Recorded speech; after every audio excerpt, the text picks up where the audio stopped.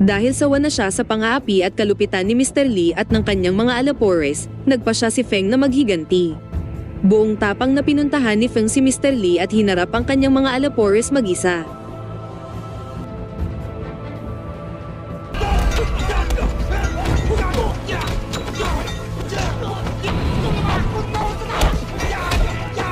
Hindi rin nagtagal nang durugin silang lahat ni Feng. Ni hindi man lang siya nasaktan nang harapin niya si Along na umatake sa kanya gamit ang matalas na sandata.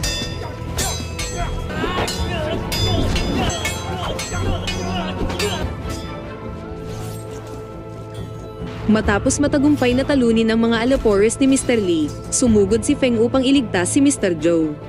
Sa hindi inaasahang pagkakataon, hinihintay na pala ni Mr. Lee si Feng na naroon at handang patayin siya ng baril. Gayunpaman, nang binaril siya ni Mr. Lee, nakatayo pa rin siya na parang walang epekto